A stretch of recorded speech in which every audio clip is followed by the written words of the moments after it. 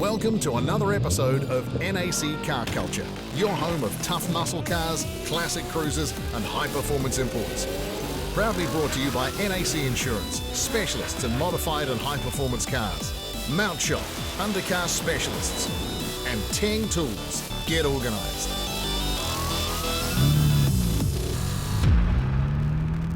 Coming up in this episode, we check out John Cooper's 67 Mustang, packing Chev firepower and true street and strip engineering. I've been a Chev guy most of my life, but I've always had a soft spot for the design, the Ford design. I figured why not? And meet the Go Fast guys from Rivers Speed and Spares, bolting together race motors out of Wanganui. Rivers Speed and Spares Limited. Yeah, been in business 25 years and family business and damn proud of it. But first up, we're Waikato bound for the inaugural Waikato Autofest from Mystery Creek. If you've been paying attention, you'll remember we caught up with the crew from Untamed Motorsport last season. Untamed are a highly organised club originally founded in Tauranga back in 2005 and now represented by around 30 members. With the club running like a well-oiled machine, it was only a matter of time before a few of the key figures started devising other outlets for their skill set. Downtime Entertainment was born, and with it, the very first Waikato Autofest. My wife, she loves the old school, she loves hot rods, she loves V8s, and I'm more of an import guy.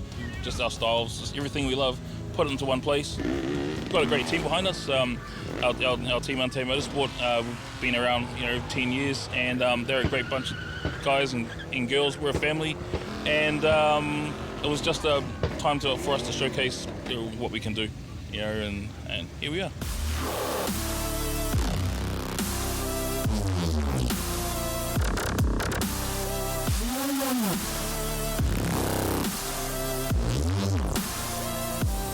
It's a Nissan Silvia, S14, it's running an SR20 det. You can see the big turbo whacked on the side of it. Dressed it up, looks pretty, good for cruising, good for shows, good for track, does a bit of everything, even a bit of drag racing in Nats weekend.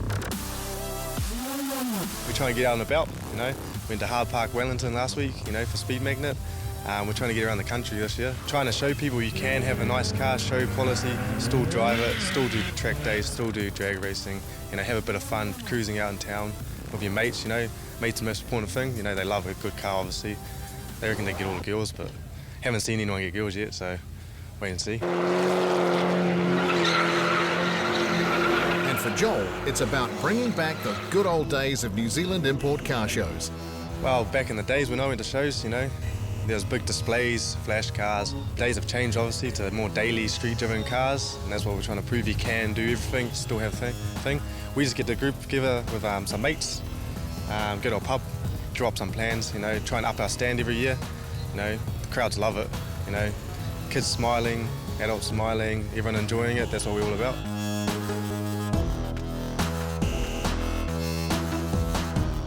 Mystery Creek Event Centre sports its own burnout pack, and it wasn't about to go to waste with plenty of cars lining up to go round in circles.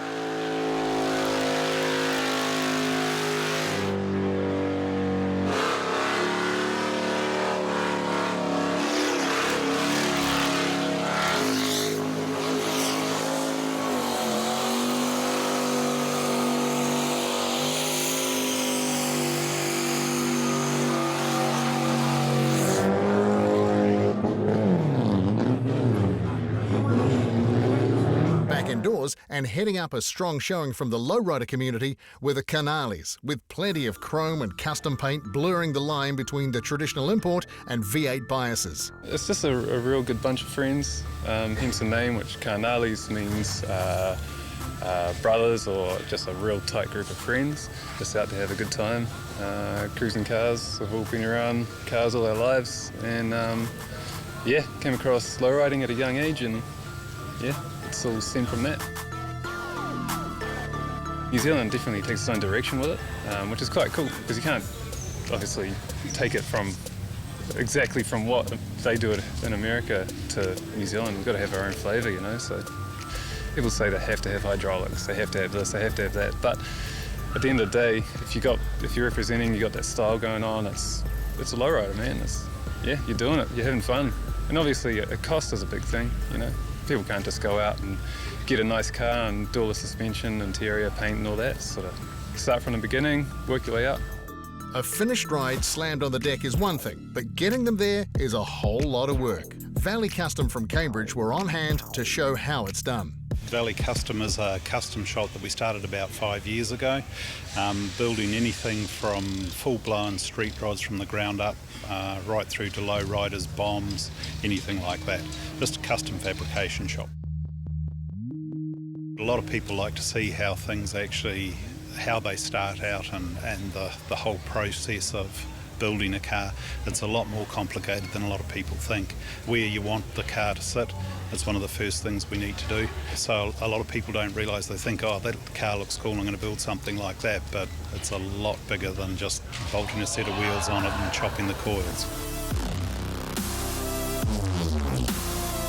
People who build cars are all essentially the same.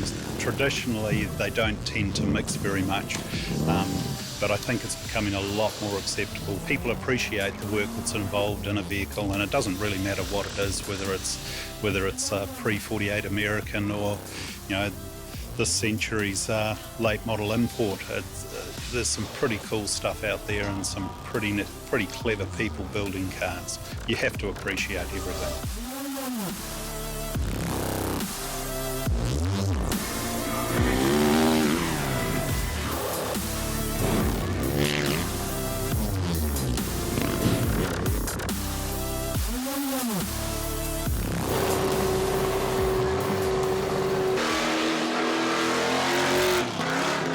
Parked in with the shiny stuff was Carl Robertson, his laser packing just as much go as show. The Ford, not a common choice to go this far with. I get this question a few times. I still don't know how to answer it.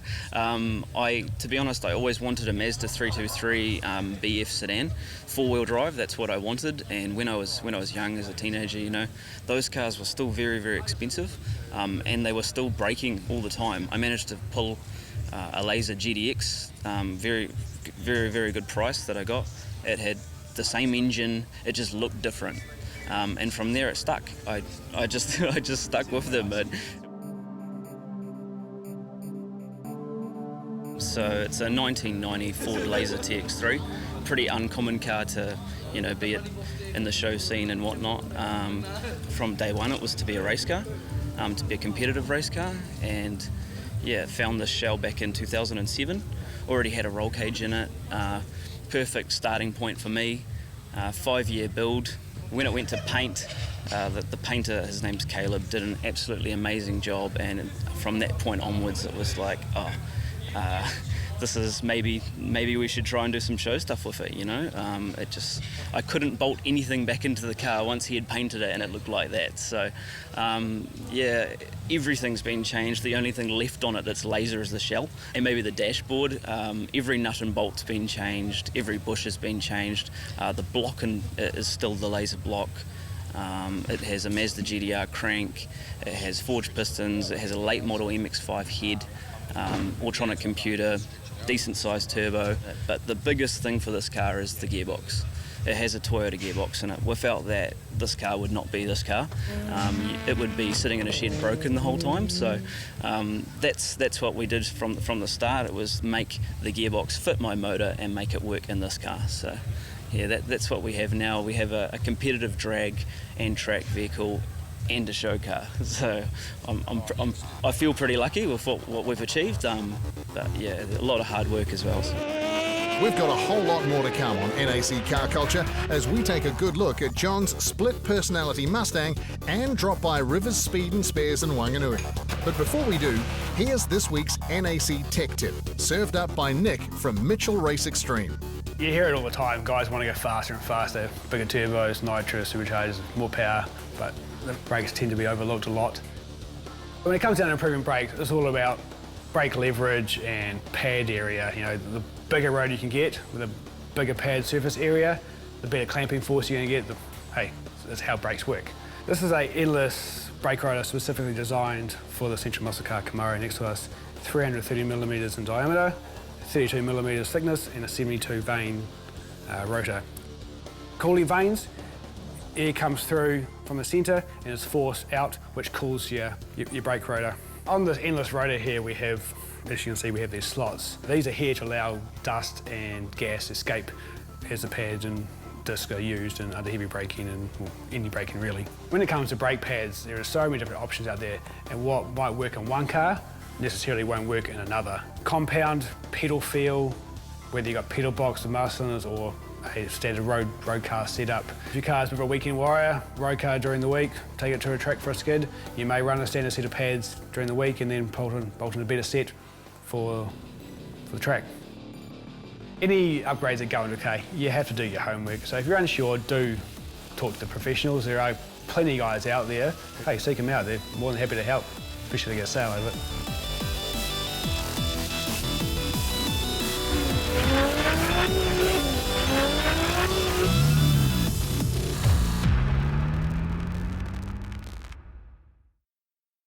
You're back with NAC Car Culture, kindly brought to you by the good people at NAC Insurance, Teng Tools and Mount Shop. John's Street and Strip Ready Mustang isn't far off, but first up, we're off to Wanganui. Thanks to Teng Tools, it's time to catch up with the Go Fast guys from Rivers Speed and Spares. Rivers Speed and Spares Limited, we're in Wanganui, the big town, Wonga Vegas, and yeah, been in business 25 years, and family business, and damn proud of it. We do virtually anything. The old Kiwi attitude, make something. We try and do everything in-house as we can, from hot rods to drag cars to boats to, and we just do normal regular servicing as well. I've got my customers that have been with me for over 25 years, from my previous employment that are still with me now, which, it's really cool. Grant Gulliver's pickup that's here, the Model A, we did that like 20 years ago. And it's our passion and it's my passion. I mean, I get up in the morning and I love coming to work, so what more can you ask for? Grant is a life member and past president of Wanganui Road Rodders, a local hot rod club sporting a collection of very tough street cars, cars that get put through their paces. And with Grant's influence extending to decades, we're not convinced that's a coincidence. About every second hot rod or street machine in Wanganui's got a supercharger on it, and a lot of them we've had something to do with, even if it's just tuning them. I love blowing engines and fuel system, methanol, alcohol. Fuel systems and carbs, so we do a lot of that for people all over the country as well. We put in a dyno, a Superflow 901 dyno 5 years ago, and that's just been huge for our engine building program. Much more tuning, and you just learn so much, I've always said you never stop learning till they put me in a box. There's always something happening, and yeah, that's part of my, I haven't lost the desire to win and to build winning engines, and yeah, I want to keep doing it. It's the prep on the engine, that's the biggest bit, especially if you're starting brand new with everything brand new. Grinding, clearancing, blueprinting, just going through everything, and it's unlimited. You could spend, 80 hours on an engine from scratch to having it dynoed. Some deals you could only spend 30 or 40 hours. Every engine is different. They all have their own characteristics. Superchargers are different, carburetors, if it's a carburetor, engine, carburetors, camshafts are slightly different. So you can't put a figure on every engine. When we build an engine for the customer, we give them an estimate, and you sit down with them and you write down what they want, what are their desires for what do they want out of the car. Do they want it to do skids from here to Christmas? Do they want a cruise? Do they want economy? Do they want raw power? Not worried about anything else but being the fastest on the block. So every customer is different. You have to sit down and make a base of that to start with and deliver what they want. While the guys are certainly not strangers to bolting the power plants together, Rivers Speed benefits from a whole lot of seat time. Grant's put in the hours, including 18 years behind the wheel of a funny car, while currently the family toy collection includes a Targa-prepped Muzzy, and a 6-second dragster. There's certain people that are doing it and not doing so well because they'll build the thing but they know nothing about like drag racing, how to stage, how to make, what makes the car leave hard, all that sort of stuff that if you've got no idea and you've never experienced it yourself, it's really hard to go to the track and say to the customer, this is what you need to do. Well, how do you know? Because you've never done it. I like my mechanical injection, my superchargers and even NA, the Jet Sprint superboats. We do a couple of superboat engines just on the side, and I'm really onto that because I've done it right from the beginning and I've just learnt it. Luckily, I've been able to pick it up and know the little problems and ins and outs. We had one yesterday that was cutting out and he couldn't work out. I spent 2 weeks, brought it over from Levin and I fixed it in 10 minutes. it's just experience, you know, of knowing what you're doing. And it's not, I don't know everything, and I never say I will. Like I said to you, you never stop learning. But yeah, technology is just way up there. My son's a mechanic, and he's into turbochargers and, you know, fuel injection and E85 and all the electronic stuff, which is over my head. But I'm not saying I'm too old to learn, but, you know, you leave it to somebody else. Like good friend of Lindsay Hay, he's an awesome guy, you know, and Karen Hay and that Roadster. And like he said, you know, now it's electronic, you leave it to them. They do the computer and the laptop and all the blip, blip, blip, and he just makes it go fast, you know. And despite closing in on 30 years in the business, the view from Grant's office still suits him just fine. Mate, it's the best job in the world. Where to for here? I just want to keep doing what I enjoy doing. And yeah, if you try doing booking work and trying to make that elusive $1 million, you'll go broke because you just get too stressed and it's not going to happen. But I want to keep doing it as long as, like I said to you, as long as I get up in the morning and enjoy it, I'll keep doing it. Right, time to head further down the country to Carterton now. Meet this week's Mount Shop feature car, John Cooper's genuine street and strip-ready 67 Ford Mustang. I've always been around cars. It's as simple as that. And, you know, once you get hooked into it, I don't think it ever leaves you. So I've been a part of my life, really, muscle cars, hot rodding, drag racing, for as long as I can remember. And I'll be hooked into it till the day I die. It's as simple as that. And I think most hot rodders / drag racers, I think they're all the same. It's a lifelong thing. We found this car through word of mouth in Napier. At that stage, it wasn't quite looking like it does now. Brought it back home and started on it with the intention of making it a street and strip car right from the get-go. The great Kiwi knocking machine was alive and well, and people said it couldn't be done, but we were quite determined to prove them wrong. The brief? A street and strip solution that wouldn't compromise the Mustang's ability in one area at the expense of the other.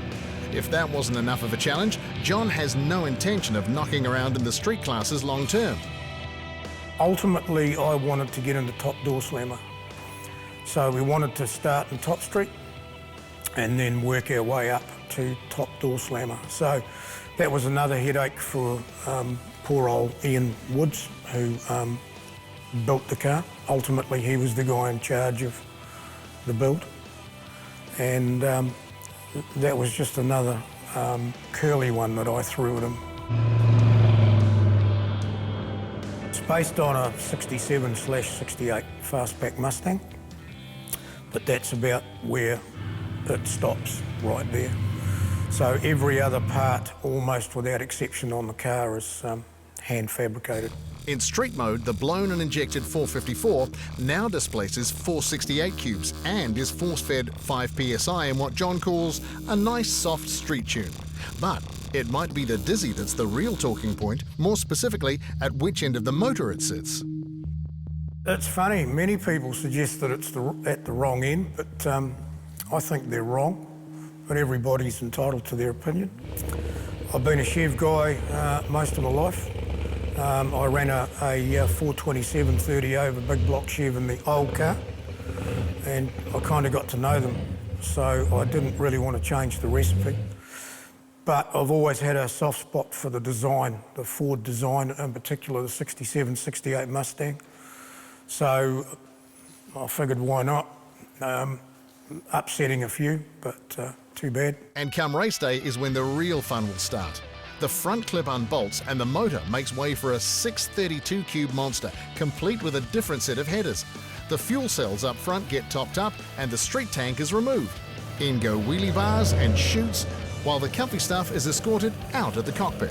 Roughly 1,100 horsepower, approximately, and designed to take a progressive shot of up to 600 of NOS. 2 motors, in effect, for 2 cars. The concept just made sense from day one. You know, it's just too much car really just to drag race a handful of times a year. So, you know, I just thought, why not? Why can't we have the best of both worlds? And that was the thinking started there. And then to turn that thought into reality, it took 6 years, but we've done it, and there's no reason in the world the car won't go down the drag strip as intended, and it should run a late 7-second pass with the Shafroth motor. But we'll see. Numbers are easy to say and often hard to do. And the Mustang pays tribute to a good mate lost along the way. The car dedicated to Stephen Herrick's memory and providing the extra incentive to get the massive build across the line. We certainly questioned a number of times along the way, because 6 years is a long time, whether we should carry on. There's no question about that. I just wanted to see it through at the end of the day, and a lot of people had put a lot of effort into the car, and it seemed a shame not to complete the project. So we boxed on, and we did it.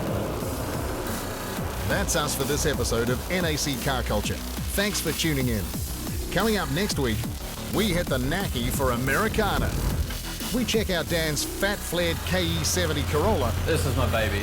I'm never selling this car. You know, I'll have this till the end of my days, pretty much. And a RX for every occasion as we gate crash Andy Duffin's Mazda collection. See you then. NAC Car Culture was proudly brought to you by NAC Insurance, specialists in modified and high-performance cars, Mount Shop, undercar specialists, and Tang Tools. Get organised.